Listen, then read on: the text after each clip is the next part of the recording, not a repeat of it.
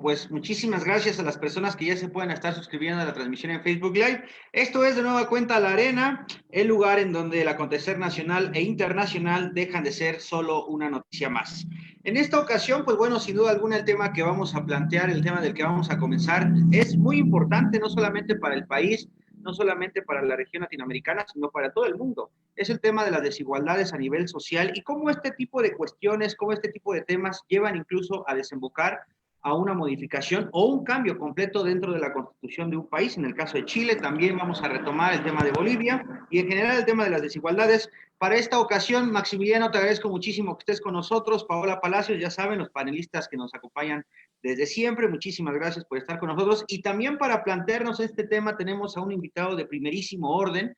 Está con nosotros Javier Fregoso, quien es estudiante de Relaciones Internacionales por la Facultad de Ciencias Políticas y Sociales de la Universidad Nacional Autónoma de México, la máxima casa de estudios. Es miembro de nosotros, Movimiento de Exigencia Colectiva de Derechos, y es columnista en la sección Política y Economía de, entre comillas, un diario juvenil de noticias. Muchísimas gracias, Javier, por haber aceptado la invitación. Es para nosotros verdaderamente un placer tenerte. Y pues nada, te cedo los micrófonos, Max, para que nos puedas compartir justamente estos titulares, estas noticias que ya adelantaba yo, pero siempre en voz tuya siempre se entienden de todavía mucho más. Muchísimas gracias a todos. Buenas noches.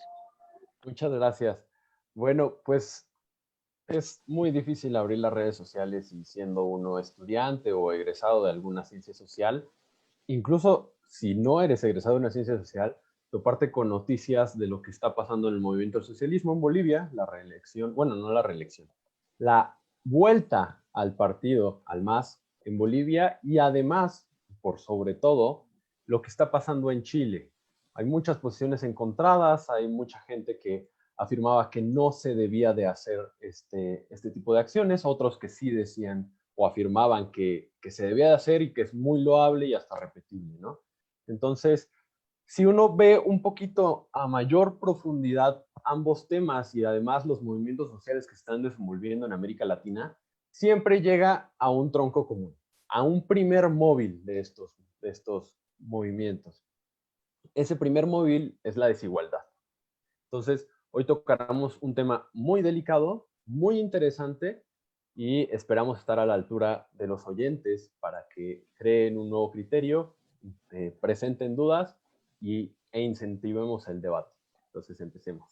Exactamente, pues te agradezco muchísimo por estas cuestiones, estas aportaciones al tema y sobre todo hay que plantearlo. A mí me gustaría iniciar con una pregunta base para que nuestro auditorio sepa de lo que estamos reconociendo nosotros.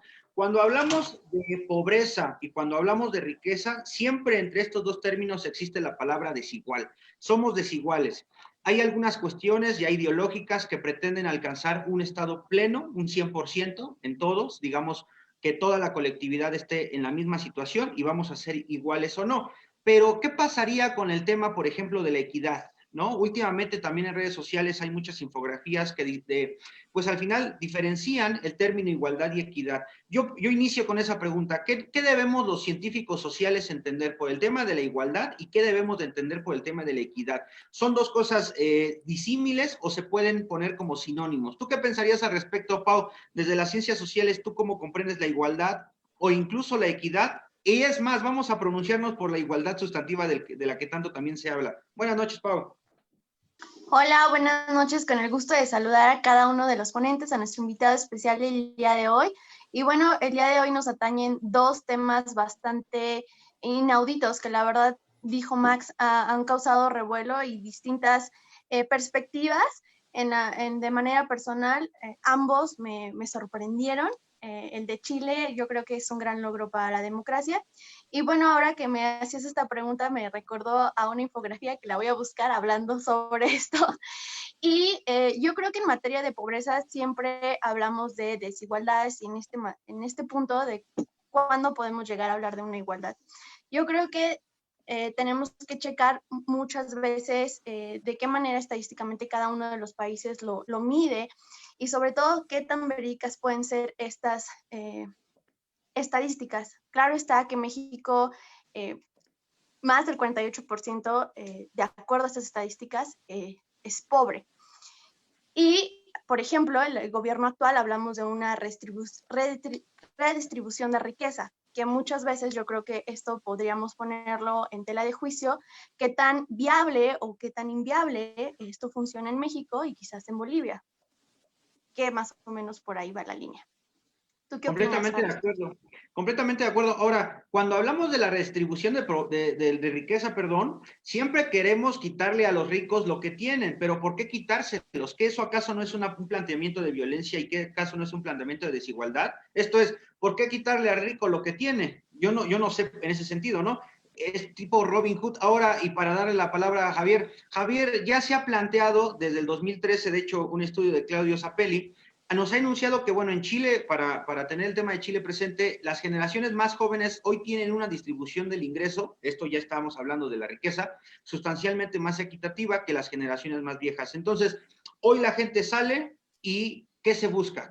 ¿Tú qué plantearías que se busca? Si ya tenían una redistribución del ingreso sustancial, más equitativo, digamos, más con apego a la realidad, en aquellas que también, por supuesto, mayor que la vida social del anterior, del otrora, del viejo pasado, y evidentemente hoy la pobreza es menor en estas generaciones que la de sus padres. ¿Tú qué pensarías? ¿Cuál es el malestar de Chile? Vamos a adentrarnos al tema chileno. ¿Qué piensas al respecto, Javier? Buenas noches. ¿Qué tal, José? Muchísimas gracias primero por la invitación a la Red Mundial de Jóvenes Políticos de la Ciudad de México. Eh, Hablando de ese tema como de la desigualdad, entrando en materia sobre Chile, creo que es muy importante hablar o comenzar más bien por un dato muy contundente. No creo que las desigualdades se hayan decrecido, sino todo lo contrario. Hay un dato que me llamó mucho la atención de un informe de la Organización del Programa de Naciones Unidas para el Desarrollo, en el que se habla de que del año 2000 al 2015, el porcentaje de paso entre quintiles, que es una medida que mide la desigualdad, siendo el quintil 1 el que mayor desigualdad, el que mayor ingreso tiene, y el quintil 5 el de menor ingreso. Este indicador nos mide este paso entre quintil y quintil, refiriéndose un poco como a la movilidad social, ¿no? Entonces, de 2000 a 2015, se redujo la movilidad entre quintiles de 17.5% a 10.8%. Esto quiere decir que hay menor movilidad social en Chile. La gente no está aumentando sus ingresos con mayores estudios, con mayor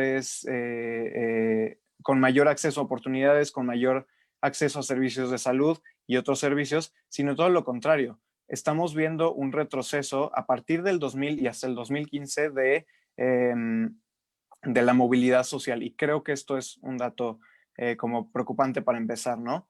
Regresando como un poco al tema en general de la desigualdad, precisamente creo que la desigualdad se dejó mucho en evidencia, particularmente en nuestra región a raíz de la pandemia. La pandemia dejó en evidencia muchísimas brechas, muchísimos privilegios, claro, de clases, de sectores no vulnerados sistemáticamente, y que precisamente son áreas que el gobierno chileno, el gobierno boliviano van a tener que atender, ¿no? En particular, precisamente nuestra región ha sido una de las más vulneradas a raíz de la pandemia y ha dejado en evidencia estas desigualdades. Bolivia y Chile no son los casos que más se han visto afectados en nuestra región, sino México, Ecuador y Nicaragua.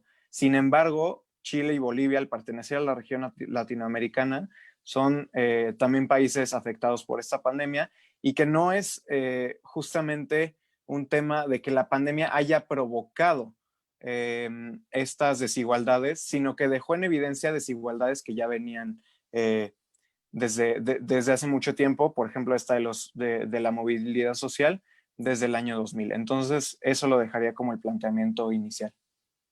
Completamente de acuerdo. Maximiliano, ¿tú consideras entonces que el alza a la tarifa del metro, del que resurge todo este tipo de cuestiones, es la punta del iceberg de algo que ya se venía acumulando? Esto es, ¿el alza a la tarifa del metro dio al pueblo chileno la gota que derramó el vaso? Pues no, a mí me parece que eso es nada más, digamos, dentro de una sociedad. Douglas North el Premio Nobel de Economía tiene un trabajo extenso sobre cómo la interrupción o la injerencia de los intelectuales para la divulgación de ideas tiene una profunda repercusión positiva o negativa dentro del planteamiento subjetivo de las masas. Entonces, me parece que el tema del metro es un tema que es nada más, digamos, una concepción de que la gente espera que las cosas se mantengan en su lugar sin incurrir o sin analizar los costes de un servicio.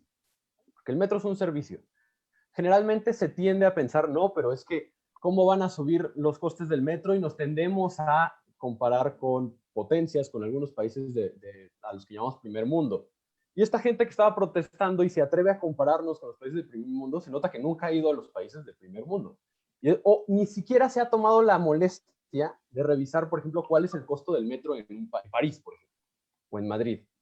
Tomar un metro en París o en Madrid es mucho más caro que tomarlo en México o en Chile, por ejemplo. Tomar un taxi, mucho más alto que tomarlo aquí. Entonces, había una cierta comodidad que el gobierno de Piñera, pues porque los recursos son escasos y hay leyes económicas que son inquebrantables, aunque una constitución diga algo o no, pues no se puede sostener. Pero bueno, veamos otro tema, y me llama mucho la atención lo que dice Xavier en cuanto al retroceso entre quintiles.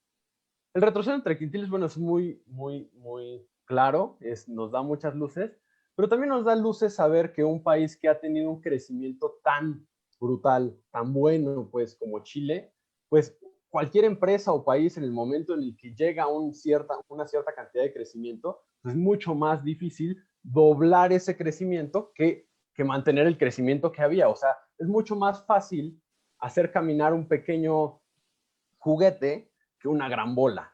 Para que nos hagamos una idea, Chile es menos desigual que México, por ejemplo, esto lo mide el índice Gini.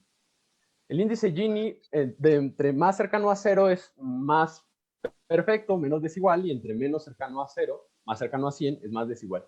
Chile tiene un 44.4 en el Gini, México tiene un 45.4, que es un decil dentro de una escala de 100. El índice nacional bruto per cápita de Chile es de $15,010. El de México es de apenas $9,430. La pobreza es de apenas, en Chile la pobreza es de apenas el 8.6% según el Banco Mundial, todos estos son datos del Banco Mundial, a 2017. En México es del 41.9%. Por lo que es más difícil doblar esa movilidad social en un país que ha sido un referente para América Latina. Nada más para dar un tema ilustrativo. En 2014, el promedio chileno compró 6 pares de zapatos, lo que evidencia que hay dinero para comprar zapatos, pues. Y los números anteriores representan el acceso a bienes y servicios de gente de carne y hueso. De gente de carne y hueso que vive en uno de los países más desarrollados de América Latina. Además, según, por ejemplo, Xavier Salaí Martín, que es uno de los más grandes economistas en el mundo, y en Iberoamérica es uno de los más presentes, jamás en la historia del mundo la desigualdad había sido menor. Jamás en la historia del mundo había habido menos pobres. Nunca en la historia del mundo habíamos tenido tanto acceso a bienes y servicios. Por lo que sí, claro, decir, es que no estamos doblando la economía de años anteriores, pues es que es obvio, es más difícil doblar una economía más grande. Ahí, Maximiliano, me gustaría hacer un comentario al respecto. Creo que igual es importante analizar que América Latina no se puede observar o no se puede analizar desde una perspectiva extrarregional. En realidad, ninguna región se puede analizar desde una perspectiva extrarregional. No podemos analizar un estado africano desde la perspectiva del estado europeo. No podemos analizar la teoría del desarrollo europea, que es la predominante norteamericana, y plasmarla en el desarrollismo latinoamericano. Creo que precisamente estos son problemas de enfoque que vemos frecuentemente en estudios latinoamericanos, que justamente cometen este error de analizar América Latina desde ópticas y teorías extrarregionales. Estoy de acuerdo contigo en lo que mencionas sobre que es complicado doblar una economía que de por sí es grande. Creo que precisamente no es el tema de doblar la economía, sino de reducir esta brecha de de desigualdades. En Chile, y esto viene de un testimonio de una colega chilena, en Chile hay una profunda desigualdad en el sistema educativo. Yo creo que ese es el paradigma de la desigualdad chilena. Siendo que la educación privada, quien sea que la pueda pagar, es muchísimo mejor y por mucho de la educación pública. La educación pública es sumamente precaria en Chile y ese es un foco de desigualdad en Chile, ¿no? Entonces creo que es importante mirar a la educación pública y privada, y me gustaría también pues traer a tema este tema de la Constitución, que ha sido pues muy relevante, pero le doy la palabra a José por si quiere como intervenir.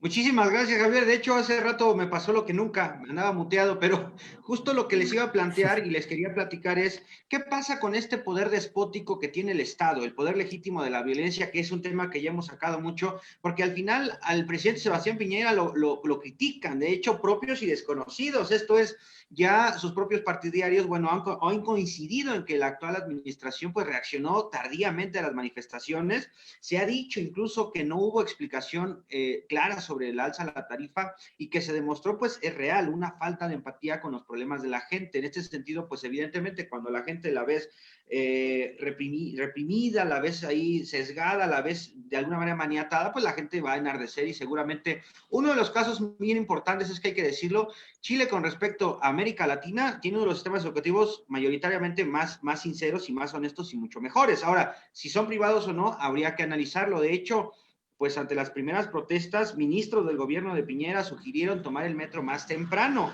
Esto como un paliativo, como un analgésico, esto es, si usted lo tomaba a las 7 de la mañana, pues puedes evitar pagar el alza, lo que ha sido pues blanco de muchas críticas. Fue realmente una cuestión mordaz para con el pueblo. Esto es, si el pueblo es sabio, como dicen algunos de la izquierda más pegado al socialismo, pues entonces el pueblo también está justificado que salga a las calles a manifestarse. Eso es lógico. Además, pues bueno, yo creo que el cuestionamiento a las autoridades, pues se ha encargado justo de realzar o de dar parte a la violencia que se vive por parte de las autoridades de Chile para con los propios ciudadanos. Esto es, ya cuando no quería la gente hacer caso u obedecer, pues se amenaza con la ley de seguridad del Estado sin abordar para nada el pliego petitorio, el fondo petitorio y calificando a los manifestantes, que eso también sucede en México, de delincuentes en repetidas ocasiones. Entonces, es cierto, yo estoy de acuerdo con Maximiliano, muchas veces los intelectuales a modo, los intelectuales de Estado, pues lo único que hacen es maniatar el objeto común de este sentido, la masa amorfa y reconocible, como dicen la teoría de las élites.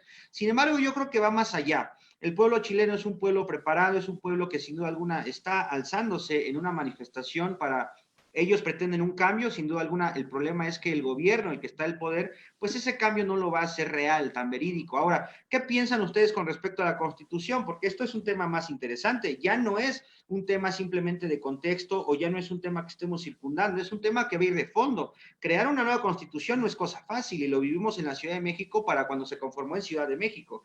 Hay muchas cosas que se van a adoptar, otras ilusas, otras tal vez interesantes, demasiadas utópicas. Por ejemplo, en el caso de la Ciudad de México tenemos hiperderechos a los animales, cosas que todavía no se han logrado y cosas que verdaderamente son irrisorias completamente. Entonces, ¿tú qué plantearías, Paola, en este sentido? ¿El pueblo es sabio? ¿El pueblo ha decidido correctamente? Porque, ojo, y pongo en la trinchera a Twitter, ya lo he platicado yo, que en el campo político todo se vale y sobre todo si estás en Twitter. Quien no tiene Twitter en el campo político, pues simplemente no existe.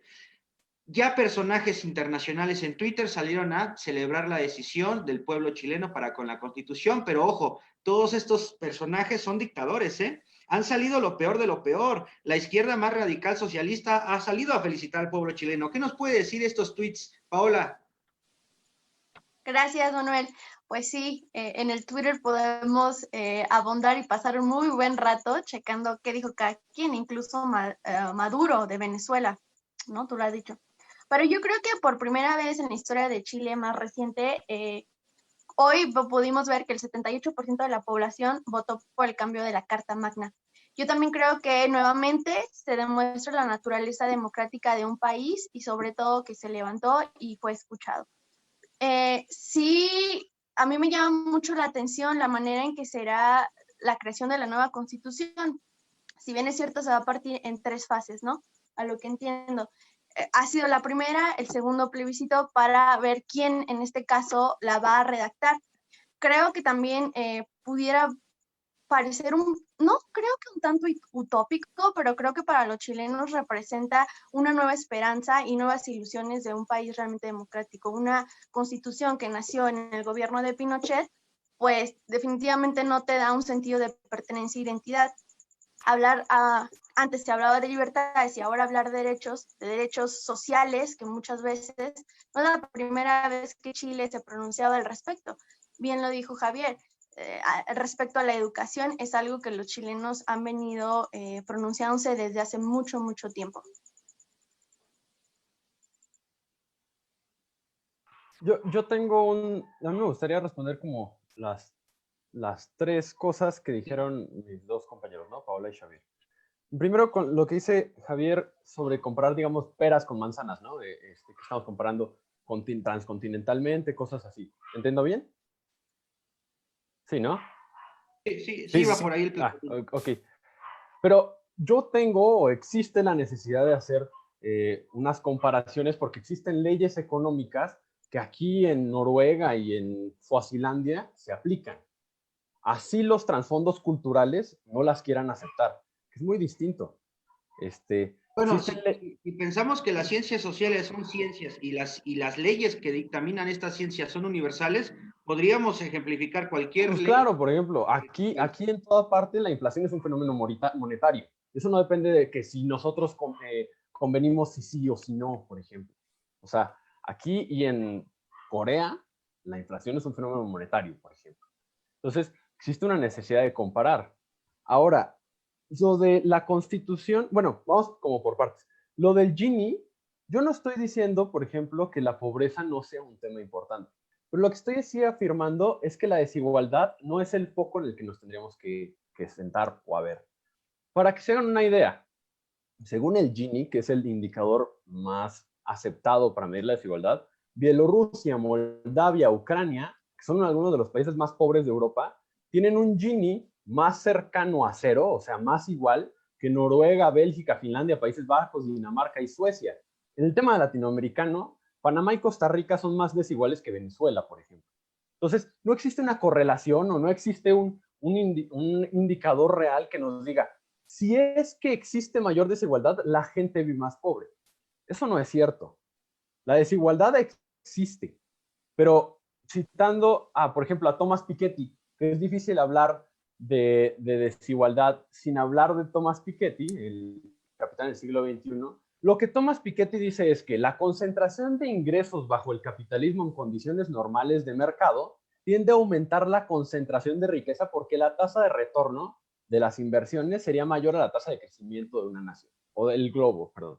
Esto quiere decir que la tasa de inversiones de los que tienen un capital ahorrado para invertir es mayor que el crecimiento general de una población en materia económica. Pero eso no quiere decir que el crecimiento no exista. Lo que quiero focalizar es que en lo que nos tenemos que centrar es que tanto los deciles más bajos tengan la oportunidad de acceder a mejores bienes y servicios, y si los deciles más altos tienen, sí, existe una brecha entre el nivel de ingresos que perciben estos deciles, no importa más allá, porque la riqueza no es un pastel que se tenga que partir o que ya esté dado, es un pastel que se tiene que hacer. La riqueza es algo que se tiene que crear. Entonces, y además la riqueza no es un juego de suma cero. Esto quiere decir que si yo gano, el otro pierde. Eso no es así. La riqueza y el sistema de mercados es un tipo de sistema económico que permite la cooperación entre individuos en el cual ambos ganan, porque yo no hago una transacción si yo no me voy a beneficiar del producto que compro. Para hacer eso, para aumentar... Maximiliano, pero en la teoría puede sonar que no, sí, en la práctica. Precisamente no es un juego de suma cero la economía. No lo que gane uno lo pierde el otro. El problema es que aquí en el tema de la desigualdad estamos viendo un funcionamiento tal vez un poco similar. y no quiero que caigamos como en errores justamente metodológicos, tal vez analizando que pues posiblemente el sector más pobre de Santiago pues sí puede acceder a oportunidades educativas importantes, pero es el sector más pobre de Santiago, que es una zona de por sí ya privilegiada. Hablando de sectores como San Joaquín o San Miguel en Santiago, que precisamente sí, nada tienen que ver con Las Condes o sectores tal vez como Providencia, pero justamente estamos hablando de sectores ya privilegiados, que tienen ya acceso a educación, que tienen ya acceso a oportunidades que no tienen las otras provincias de Chile. Entonces, quisiera más bien regresar un poco al tema de la Constitución, rescato un No, pero, poco de a las ver, pero, cosas no, pero que... terminemos esto primero. Tú me Adelante, quieres adelante. decir que esto es algo en la teoría? Si en la práctica Chile ha reducido la pobreza a apenas el 8.6%, cosa que ningún país de América Latina El lo ha hecho. problema es que en Chile siguen viéndose desigualdades ¿Cuál es el problema con la muy desigualdad? fuertes. ¿Cuál es el específico el problema con la desigualdad? El problema con la desigualdad, y en Chile, el ejemplo de la educación es muy, muy claro, que el sector más rico puede acceder a educación Sí, pero el de sector más pobre calidad, tiene el una sector más educación más pobre, alta que la mayoría de América el Latina. sec pero O sea, se de todas incrementó el formas, acceso a bienes. no podemos comparar la educación chilena de los sectores más pobres con la educación en otros países del mundo. ¿Por qué? Porque en la educación chilena los sectores más pobres están teniendo una educación precaria. Entonces, No, el no es hecho de precaria. compararlo sí es precaria. El No, hecho de es mucho compararlo más con alta la educación, el nivel de educación, que en la mayoría, en todos los países de América es Latina. mucho más alto el nivel de educación de Haití que el nivel de educación en Botsuana. Eso no significa que el nivel de Haití sea suficiente. El nivel de Chile en las escuelas públicas no es suficiente, es precario, es muy precario. A Es que veces, tú no por falta puedes de fijar un recursos, nivel de no tienen luz, suficiente. no tienen ni siquiera clases los estudiantes chilenos en las Yo creo escuelas que no hay que públicas. irnos tan lejos, ¿no? Entonces, creo que justamente es el tema de la desigualdad. O sea, ¿por qué una persona con ingresos sí puede tener educación de calidad y por qué una persona sin ingresos no? Es el tema justamente que está ¿Cómo planeas íntimamente... redistribuir esa riqueza? Para hacerlo como Está, más aterrizado. Voy mira, a interrumpirlos un poco, voy a Sí, sí, interrumpirlos sí. nada más un poco. No sea que nos vamos acostumbrando a que la sociedad misma esté estratificada, esto es, que existan niveles, que existan clases, porque ojo, yo creo que el problema en Chile, sobre todo, es el exacerbado poder que tiene la clase política, ¿eh? La clase política en Chile tiene un gran poder y sobre todo también resulta ser que son los que se sirven de la política y del erario público. Y no nada Claro. más en el caso de Chile, en el caso de México también sucede. Ahora, también en México tenemos grandes problemas educativos, eso no hay que dejarlo de lado. Yo lo que quisiera aportar en el tema, cuando ustedes plantean que la verdad debe de ser conocida, no con estos intercambios o comparaciones a nivel internacional, yo creo que sí necesitamos caer un poco en la racionalidad formal de la que hablaba Max Weber, o incluso a quienes no les guste, la Escuela de Frankfurt hablaba de la racionalidad instrumental, sin caer en el positivismo extremo. Eso sí no. Yo creo que hay que tener paradigmas, hay que tener formas, hay que tener respuestas, leyes que nos determinen cómo funcionan las cosas sin caer en la mecanicidad de la vida misma. Lo que nosotros estamos viendo es que hay una clase política en Chile, sobre todo quienes están en el poder, quienes ostentan estas calidades de pues, jefes de Estado, que hoy no tienen una representación social, no tienen una base social, porque la sociedad simplemente les voltea la espalda, porque pues no están respondiendo a estas necesidades necesarias. Ahora, ya el gobierno desde hace años pues ha prometido mejoras en la calidad de vida de la gente de Chile. Se han anunciado reformas educacionales, en México sucede, se han anunciado reformas constitucionales, en México sucede, tributarias y a la salud, pues ni se diga. Pero la realidad es que muchas de ellas no se han logrado cumplir con las expectativas de la sociedad. Regresamos al tema de la Constitución y al tema, sobre todo quiero abordar el tema de los plebiscitos, de los referéndums, de las consultas. Todos estos son distintos instrumentos, lo reconozco, pero ¿qué sucede? ¿Realmente le dan participación y poder al pueblo o el pueblo se deja guiar por un sentido el sentido común, que muchas veces decimos que es el menos común de los sentidos? ¿Tú qué piensas, Javier, en este sentido, que tomas el tema de la Constitución? ¿crees que esta constitución, que además va a participar el pueblo en la conformación de esta misma, crees que realmente la gente esté participando con una idea clara, que se tenga un propósito claro, o pues es como prueba y error y a ver qué nos sale? Pues mira, José, yo sí pienso que el plebiscito del día de ayer, apenas ayer, es un ejercicio realmente democrático. Hubo mucha participación ciudadana de todos los sectores de la población chilena eh, en donde vemos que precisamente quedan consagradas la voluntad de la mayoría sin dejar de lado la voluntad de la minoría. Creo que esto de las minorías es un tema muy importante en las democracias. Desafortunadamente en la nuestra no ha sido consolidado como tal, y mucho menos en este sexenio.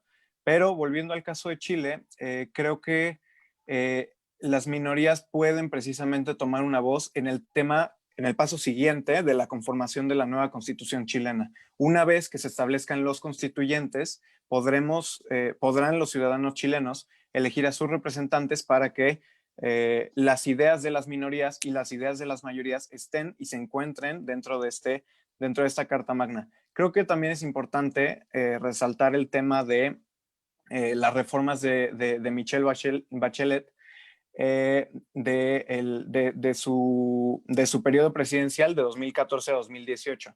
Justamente vemos un ejercicio de redistribución de la riqueza muy importante, en el cual se planteaba, en primer lugar, planteó en sus promesas de campaña 3 reformas.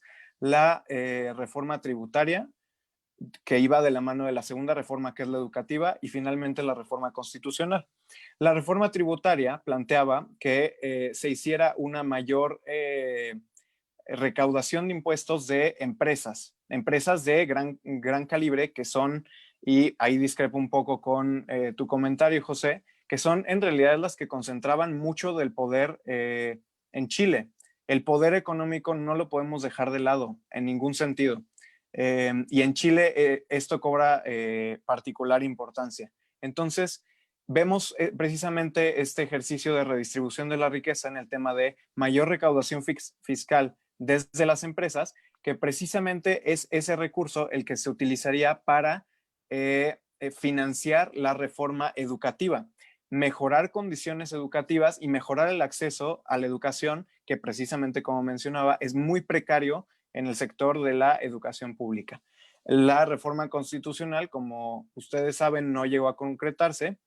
Sin embargo, dejó muy en claro la necesidad de una nueva constitución, que precisamente en este momento, el día de ayer, que es un proceso que se venía gestando desde el octubre del año pasado, empezó a resurgir de nuevo en Chile, ¿no? Esta necesidad de una nueva constitución que a gritos exigía, en particular desde las juventudes, en particular desde el sector estudiantil, y que finalmente se alcanzó y se logró, pues de nuevo, consolidar esta voluntad mayoritaria de reformar la Constitución.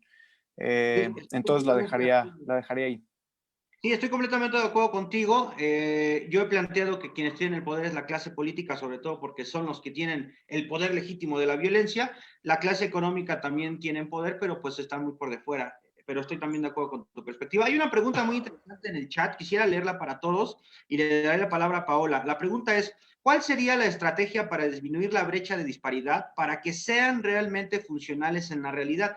La pregunta la hace Pepe Chuy Martínez, le agradezco sobre todo, y me refiere el tema de la Constitución. Esto es, para que no se quede simplemente en buenos y nobles artículos constitucionales, ¿no? ¿Cómo pasar de este tema de la disparidad a una cuestión realmente funcional? Paola, ¿tú crees que de la palabra escrita se pueda pasar a la praxis en la realidad? Esto es, la gente lo va a ver un cambio. Ojo, el cambio no va a ser a corto plazo, y eso hay que entenderlo y hay que entenderlo bastante bien. Te cedo los micrófonos, Pau. Muchísimas gracias, Manuel. Pues muy buena pregunta. Yo creo que, o sea, eso es un hecho, esto es a largo plazo, pero sobre todo tiene que haber una voluntad política. Y aquí es muchas veces cuando nos topamos otra vez con pared, nos hemos dado cuenta que muchas veces nuestros políticos en turno no son empáticos o siempre buscan, pues de alguna manera, perpetuar. que muchas de las preguntas respecto a la Constitución era, bueno, que si valía la pena invertir en instituciones, claro que sí vale la pena, y como bien lo decía Javier, se concretó la voluntad política de una mayoría para la democracia. Esto es como un gran logro, sobre todo ver a tantos jóvenes en las manifestaciones. Pues como joven a mí sí me llena de emoción, sobre todo saber que ellos lo han logrado y que tuvieron que salir a las calles en un momento. También cuando estudiaba esta parte de Chile, muchos decían, algunos constitucionales, que sí era mejor una reforma constitucional. Claro está que con el gobierno anterior, pues se quedó todavía.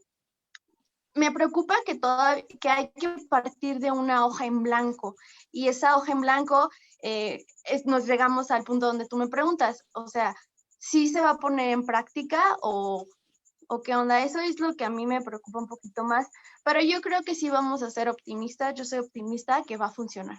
Claro, sin embargo, el optimismo en la realidad a veces fracasa. ¿Por qué?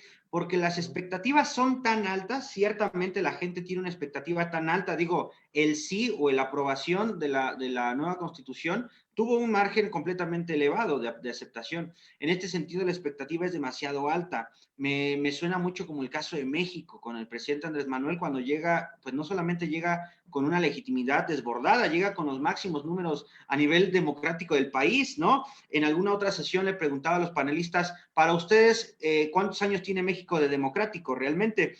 Había quienes se remitieron al sistema de partidos, había quienes que se remitieron al año 2000, ¿no? La transición PRI-Fox o PRI-PAN, perdón. Pero yo pensaría que no. Yo soy de las personas que cree que México tiene apenas 6 años de democrático. Estoy en el caso mexicano porque es importante. ¿Por qué? ¿Por qué 6 años? Pues desde que tenemos un sistema autónomo que rige, que es el árbitro el institucional, el INE, el antes sí feo INE. Yo digo que desde que el INE tiene autonomía se puede hablar de una democracia en México. Ahora, en Chile, ¿cuál es el aspecto? Estas expectativas no creen que sean tan altas en pro de la mejora social, que el día de mañana los chilenos se van a dar cuenta que no funcionó realmente, Maximiliano. Por supuesto. A ver, es que me parece difícil que la gente no considere importantes los datos.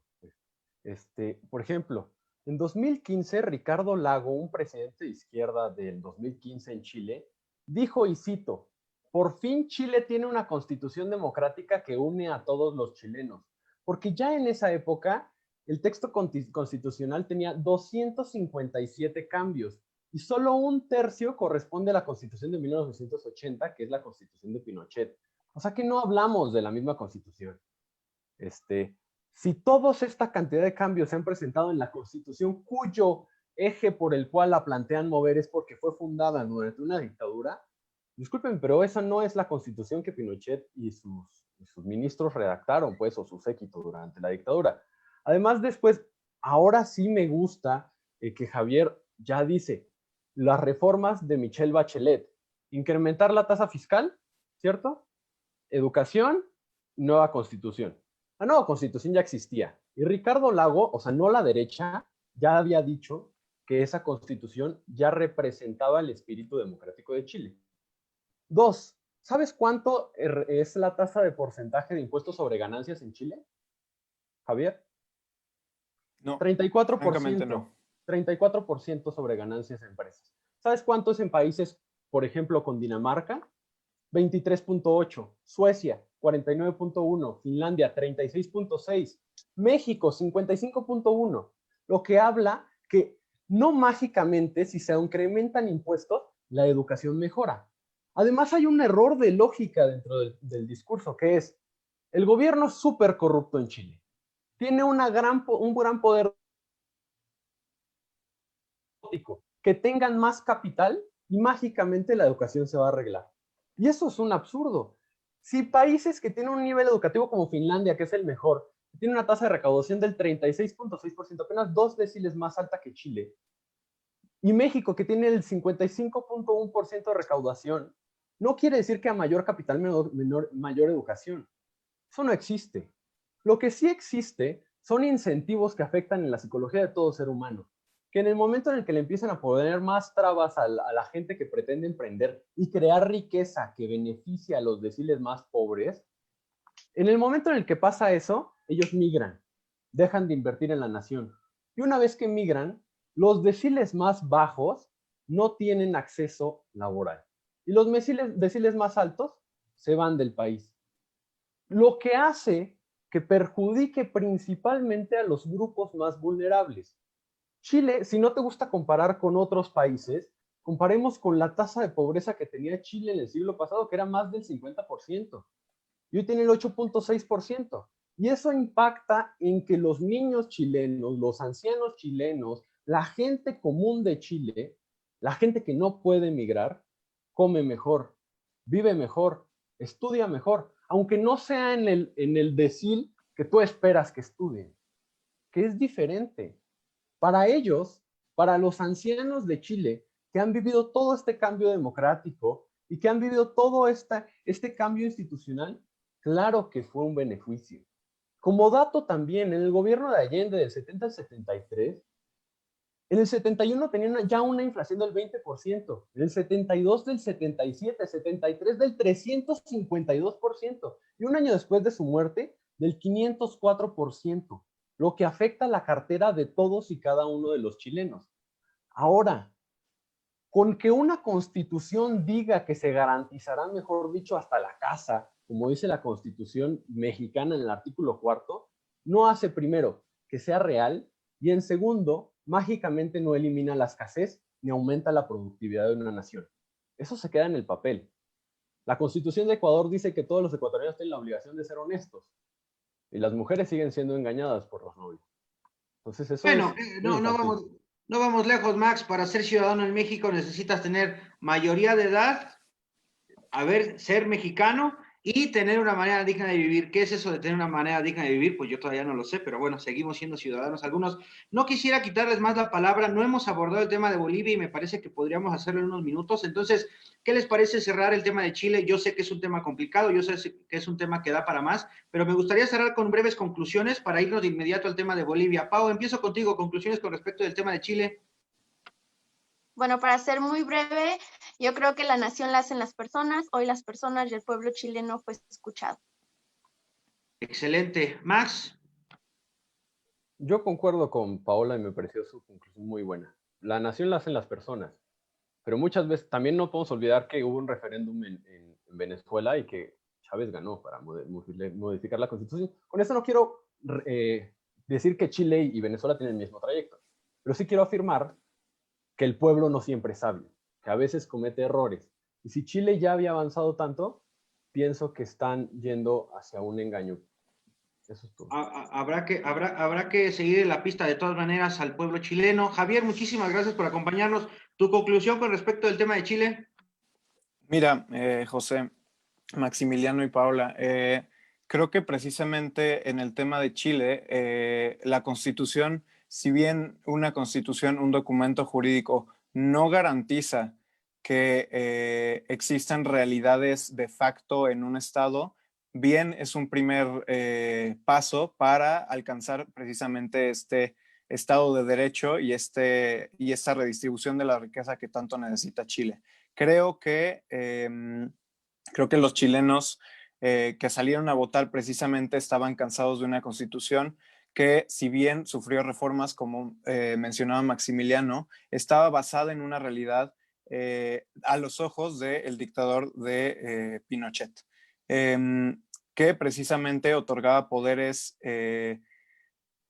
sin precedentes a los militares, que otorgaba poderes sin precedentes a los empresarios y que justamente, como mencionaba Maximiliano, daba mucho poder, sí, a los empresarios, pero eso no significa que estos empresarios sean generadores de oportunidades ni de oportunidades dignas. Creo, y me gustaría para finalizar mostrar una gráfica que precisamente los chilenos que salieron a votar son una gran muestra del sentir del país. En esta gráfica que estoy presentando en este momento, podemos ver cómo, el sector que está aquí al noreste de Santiago de Chile es el sector más rico y es el que rechazó la Constitución, mientras que el sector más pobre de Santiago aprobó y se fue por el sí de la nueva constitución en este ejercicio democrático, y que precisamente es la mayoría la que no era privilegiada por esta constitución, la que sentía las peores consecuencias de la transferencia del poder a empresarios que no contaban con las mismas regulaciones que el pueblo en general manifestaron en este ejercicio del día de ayer. Entonces, la mayoría del pueblo decidió que esta constitución pinochetista no los beneficiaba en ningún sentido, y por eso decidió renovarla. Así que creo que esta gráfica habla por sí sola. Del lado izquierdo habla de los ingresos, el estatus socioeconómico de Santiago, y del lado derecho de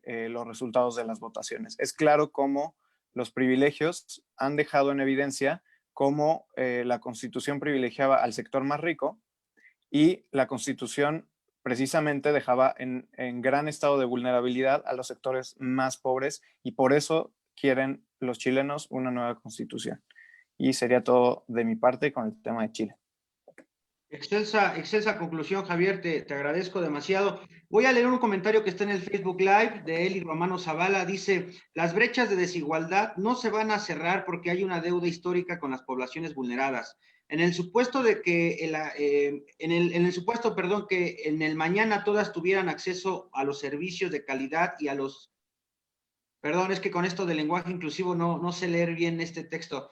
En el supuesto de que mañana todos tuvieran acceso a servicios de calidad y los ricos se siguieran haciendo ricos, el privilegio les sigue perteneciendo por esta deuda. El acceso de oportunidades sería desigual por las generaciones que anteceden la situación de desigualdad actual. Y continúa, además, la clase alta tiene poder político. No puedes pensar que el libre crecimiento de la riqueza va a hacer que se llegue al acceso equitativo cuando los que más tienen van a accionar sobre sus intereses que no corresponden a los de la mayoría. Entonces, ahí dejamos la conclusión de Eli Romano Zavala, a quien le agradezco demasiado su comentario en el Facebook Live. Vámonos directamente con el tema de Bolivia. Tenemos a bien 15 minutos para poder desmenuzarlo.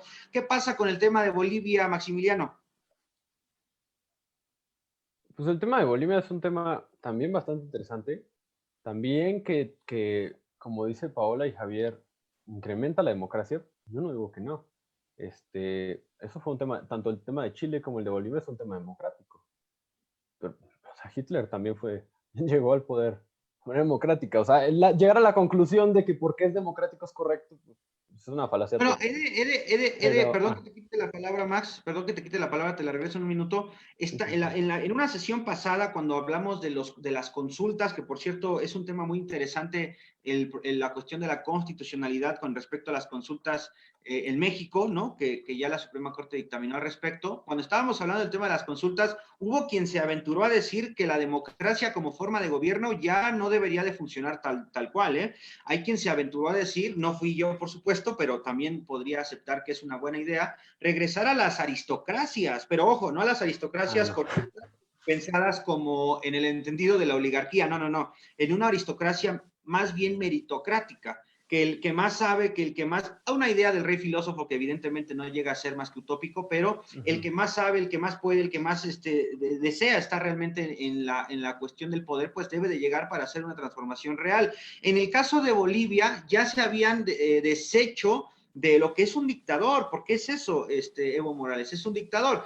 Cuando la gente le dijo en la pregunta esta de que si quería que se fuera a la tercera cuestión o al siguiente proceso para volver a ser presidente, la gente expresamente le dijo que no, y el señor Evo Morales, por sus calzonzotes, digamos, en México, se fue y va, ¿no? Y argumenta que se le estaban vulnerando sus derechos político-electorales, ¿no? Entonces es impresionante cómo la falta de equilibrios en un gobierno, en un estado, llega a posicionar a gente democrática, entre comillas, para volverlas dictadores. Entonces, creo que por ahí podemos ir, Maximiliano, abundando, plantear el tema de los dictadores, porque, ojo, América Latina está revestida de dictaduras, esto hay que decirlo, ¿eh? En México no hubo dictaduras, como bien ya lo planteó Vargas Llosa en su momento, que Octavio Paz estuvo en contra, pero así lo hizo Vargas Llosa. El Vargas Llosa 1, porque el Vargas Llosa de la hora, pues ya es una persona completamente deleznable, pero el Vargas Llosa 1 hay que decirlo también como es. El Vargas Llosa 1, Maximiliano hablaba de un partido hegemónico en México, que fue el PRI. Al final, es cierto, no tuvimos una dictadura tal cual, pero América Latina está revestida de dictaduras. ¿Tú crees que hoy la democracia esté en tela de juicio? ¿Tú crees que la democracia sea solamente un trampolín para llegar al poder y quedarse ahí? Totalmente, totalmente. Coincido con la primera parte, con la segunda, pues no. A mí no las aristocracias y todo esto no me gusta. En eso, por ejemplo, Joseph Schumpeter en Capitalismo, Socialismo y Democracia critica la democracia en específico porque es una forma de imposición de las mayorías frente a un grupo. Es una forma de imponer. Y él, sin pelos en la lengua, lo llama como la competencia del caudillaje. Incluso, por ejemplo, la paradoja de Condorcet y economistas como Kenneth Arrow, el Premio Nobel de Economía, han ganado esos premios y han presentado los problemas que implica la dictadura de la mayoría, pues. O sea, y yo siempre digo este ejemplo. Oiga, si usted cree que la voz del pueblo es la voz de Dios, pues, en últimas, la voz de la mayoría debe de imponerse frente a una minoría que no tiene que tener libertad de elección porque además está obligado a sujetarse a las mismas leyes, instituciones e impuestos que impone la mayoría, pues una violación también es colectiva. Eso es legítima. Una violación colectiva sobre un individuo, pues bajo esa tesitura, pues también es correcta. A mí me parece que no. Yo creo que la democracia fue un gran avance, nos permitió muchas cosas. También pienso que el inicio del capitalismo permitió la limitación del poder despótico de los feudos, por ejemplo. Este economista, Leo Huberman, en este libro, Los bienes terrenales del hombre, era un socialista, pero él afirma que los burgos, los burgueses, las personas que estaban alrededor del burgo, las personas que formaban ciudad, ayudaron para limitar el poder y la intervención del Estado en la vida de los particulares e incrementar la riqueza. Con esto yo no quiero decir que quiero que estos mismos empresarios tengan migas con la gente, con los políticos que tienen el poder suficiente para crear cabildeos y leyes a modo. Es que por lo regular quien ostenta el poder económico quiere poder político. Esto se vio ya en la Revolución Mexicana. Y Hayek decía muy bien, oiga, tardamos 200 años en ver los problemas que es tener la iglesia y el Estado junto. Espero no tardar otros 200 para mostrar los problemas que es tener la economía y la política junta. Aguas, porque la iglesia ya se viene y en el caso de mexicano hay quienes quieren conformar partidos políticos. Pau, te escuchamos. Oh, muchas gracias, Manuel. Bueno, pues comenzar con Bolivia nos hace pensar en muchísimas preguntas. También nos tenemos que remontar a hace un año, la salida de Evo Morales, que yo creo que fue presionado por salir, y nos pone en duda aquel informe de la OEA. Eso por una parte. Y también nos hace preguntarnos si en México en su momento hizo lo correcto o no. Yo creo que hizo lo correcto, pese a las distintas corrientes de que si es un dictador o no. O sea, yo creo que México es y siempre ha sido un defensor de los principios constitucionales, ¿no? Tal es el caso del artículo 89, y que siempre se ha pronunciado sobre la autodeterminación de los pueblos, la protección de los derechos humanos y sobre todo la soberanía de estos países. Es interesante saber cómo llega al MAS al poder con un 54% de aprobación, que haciendo cálculos que si mal no me salen, con Carlos Mesa y Luis Fernando, pues no les alcanzaba. O sea, no les alcanzaba, y creo que esto es importante saber por qué regresa al MAS, y yo creo que eso es lo que nos atañe el día de hoy. Pero ¿vieron los debates que hubo para la presidencia? Completamente apócrifos, deleznables. La clase política no tiene ni idea de lo que está haciendo, ¿eh? Yo los vi y la verdad es que me recordó mucho al caso de México. ¡Ah, qué México tan querido! Javier, te escuchamos. Sí, mira, José, Paola y Maximiliano, creo que el caso de Bolivia es muy, muy particular. Estoy de acuerdo con Maximiliano que las democracias no funcionan si se le confiere el poder únicamente a las mayorías. Las democracias no pueden ser visualizadas en un crisol tan simplista. Precisamente las democracias deben de ser procesos en los cuales se considere la participación, sí, de las mayorías, claramente, pero también de las minorías, que se les tome en cuenta, que existen mecanismos de atención a estos grupos que si bien no cuentan con los números para configurar una mayoría democrática, necesitan como tal consagrar sus intereses y consagrar sus necesidades en el ámbito político. No se les puede dejar de lado y tampoco se puede limitar la democracia a el mero ejercicio del voto en cualquiera de los ámbitos, ni siquiera en el voto de el apruebo por la nueva constitución chilena, ni siquiera por el voto a Andrés Manuel López Obrador o a José Antonio Meade o a Ricardo Anaya.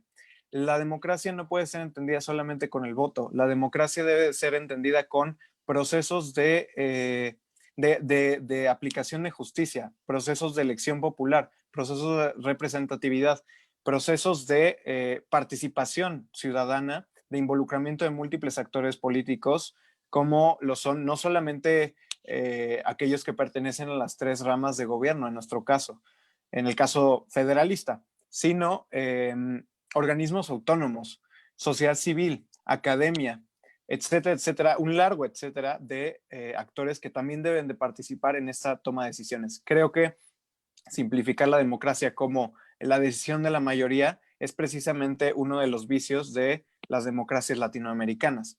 Y de la mano con esto, creo que el caso de Bolivia es interesante porque en 2009 se perfilaba para consolidar procesos democráticos de interés internacional, de satisfacer estándares internacionales.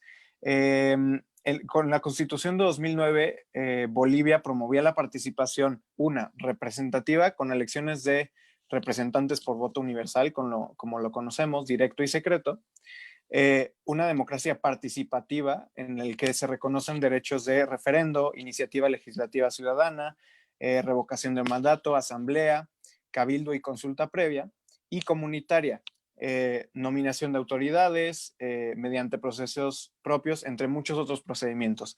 Entonces, justamente en esto que menciono en un principio de que la democracia no puede ser entendida como el proceso de nada más escuchar a la mayoría, creo que Bolivia precisamente rompía con ese paradigma simplista de entender a las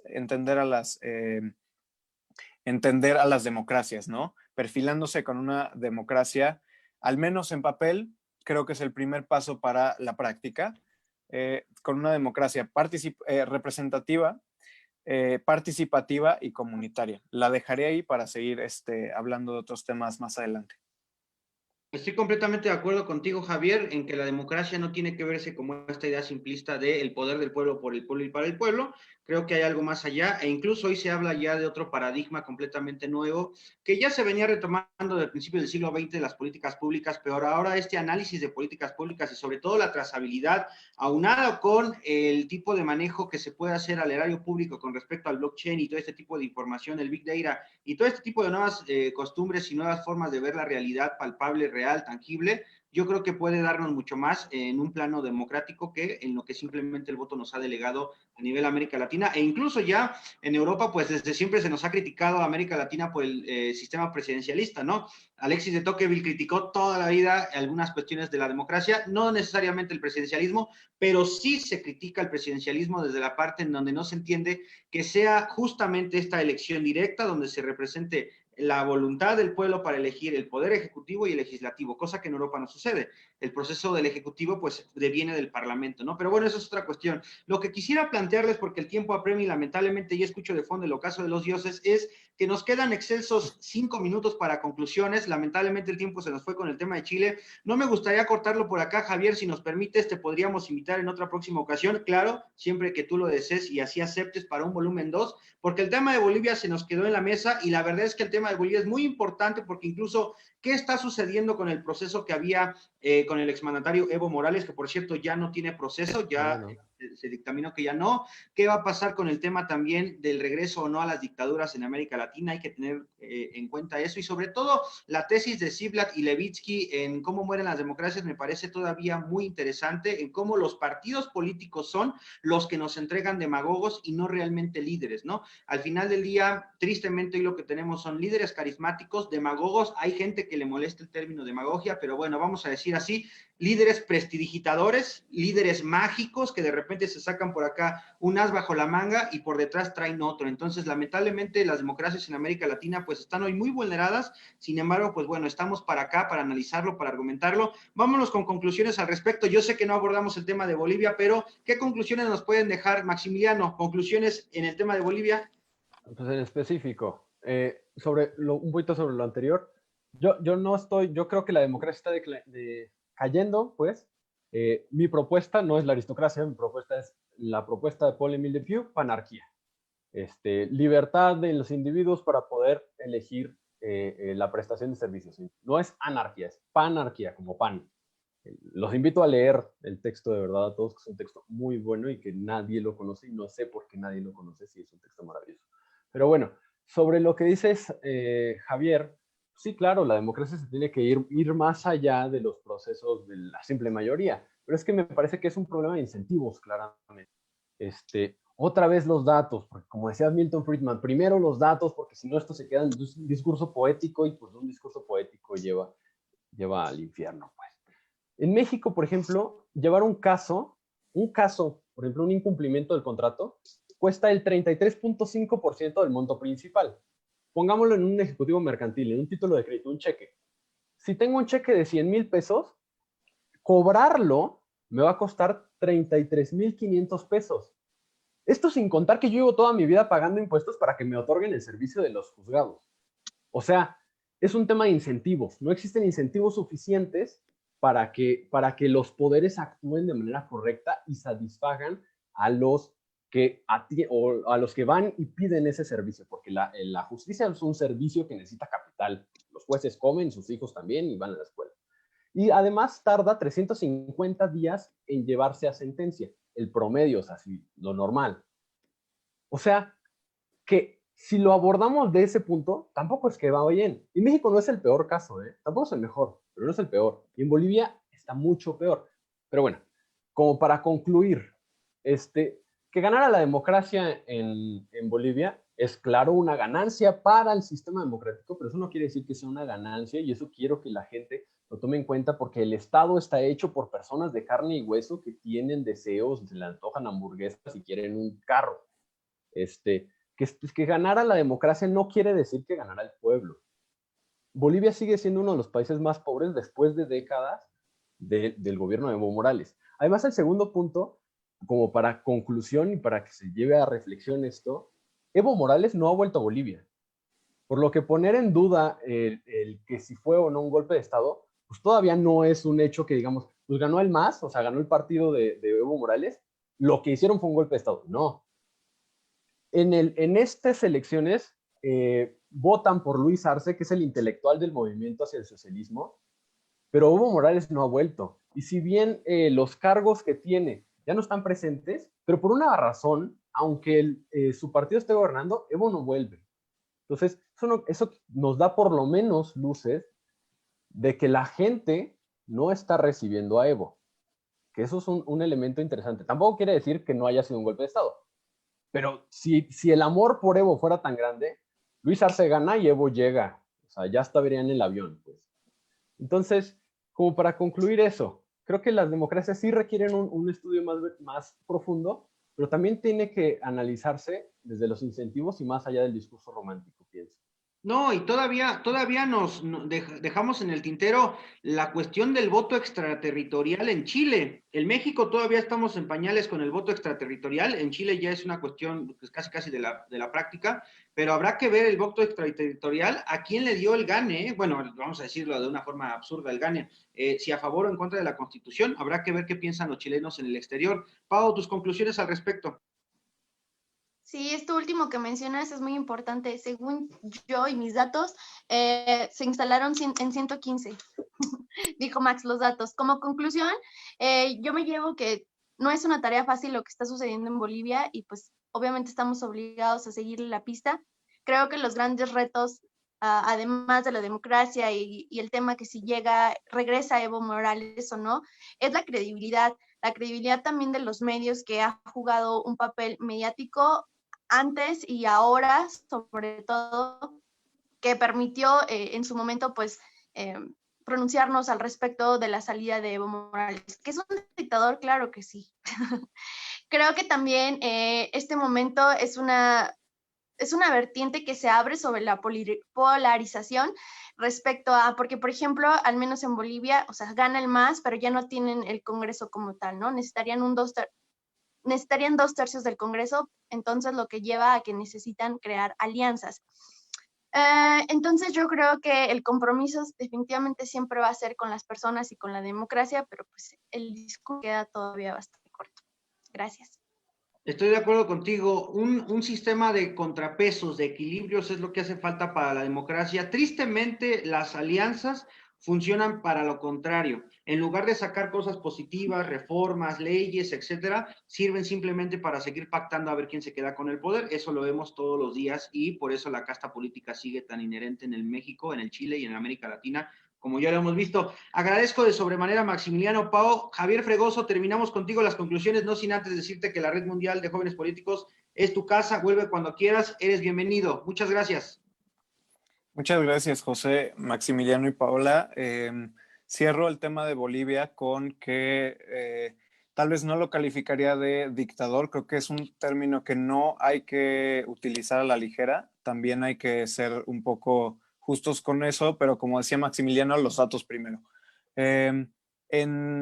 Durante la presidencia de Evo Morales vimos un desmantelamiento del Estado un poco crónico. En 2017 se cerró el Ministerio de Transparencia Institucional y Lucha contra la Corrupción, se fusionó con el Ministerio de Justicia. La rendición de cuentas de carácter horizontal era afectado por una injerencia partidaria muy presente en la institución llamada la Defensoría del Pueblo. No se aplicó la ley de participación y control social que tenía como objeto precisamente detonar esa participación social en procesos de decisión popular. La plurinacionalidad de la que tanto se jacta este Estado boliviano fue devaluada por un discurso nacionalista que únicamente tenía como objetivo ser una especie de aglutinador sociopolítico. Y entonces creo que estos como son síntomas graves del desmantelamiento de un Estado, no lo sé si de un dictador, pero de un desmantelamiento del Estado crónico que para nada coadyuva a el fortalecimiento de un Estado y el fortalecimiento de una democracia que tiene como fin último proteger a sus ciudadanos, pero creo que también es importante remitirnos a los hechos que sucedieron en torno a todo este tema muy controversial en todos los lados del mundo respecto a Evo Morales.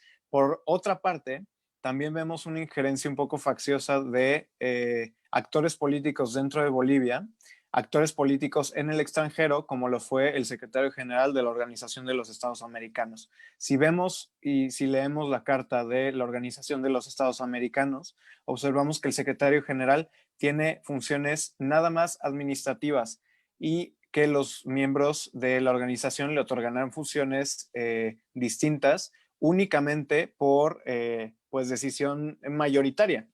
No fue el caso y el secretario general se posicionó respecto a un proceso democrático de Bolivia. ¿Era para elegir un dictador? No lo sé. El problema es que el secretario general excedió sus funciones y eso no es bueno para el organismo y deja en un lugar muy bajo la credibilidad de la Organización de los Estados Americanos, en particular a sus miembros. Creo que México, a pesar de todo eso, actuó con templanza al respetar sus principios constitucionales de política exterior, consagrados en el artículo 89 constitucional, respetando también el artículo 11 constitucional y la ley sobre refugiados, protección complementaria y asilo político, que precisamente era aquella que daba sustento al recibimiento de Evo Morales en nuestro país. Es una decisión sin duda controversial por todo lo que estaba sucediendo en Bolivia, sin embargo, es una decisión apegada a derecho. Creo que México actuó apegándose a derecho, creo que México consagró precisamente y legitimó sus principios de política exterior. Justamente hoy hablaba sobre eso en un artículo en la plataforma de Entre Comillas, sobre cómo México se posicionó en la 50ª reunión de la Asamblea General de la Organización de Estados Americanos sobre el respeto a la autodeterminación de los pueblos y otros principios que Almagro, el secretario general, estaba excediendo en su función de secretario general, ¿no? Creo que también es de anotar y de señalar cuál va a ser el señalamiento o el proceso que va a seguir Janine Áñez, debido a que creo que su actuación tampoco fue la indicada dentro de la presidencia interina de Bolivia. Si bien podemos hablar o no de que Evo Morales era o no un dictador, creo que también hay otros actores involucrados en este proceso que no es exclusivamente Evo Morales ni su electorado, que también deben ser sometidos a la opinión pública y pues sí, observarlos como lo que son, como decía Maximiliano, actores que conforman el Estado, que también tienen deseos que también pueden tener deseos facciosos y que precisamente pues vimos en este escenario de la reelección de Evo Morales. Entonces esa sería mi conclusión. Les agradezco muchísimo la invitación a Paola, a José y a Maximiliano y a la Red Mundial de Jóvenes Políticos de la Ciudad de México. Muchísimas gracias, Javier, te agradezco. Un último comentario de Pepe Chuy Martínez, dice qué interesantes y amplios son estos temas. Creo que va a faltar una segunda o quizás tercera parte. Felicidades, muchachos, por su participación y aportación de datos tan importantes y relevantes. Muchísimas gracias, Pepe. Muchísimas gracias a las personas que nos siguen viendo la transmisión en Facebook Live. Soy José Manuel Musaleno y escuchen esto.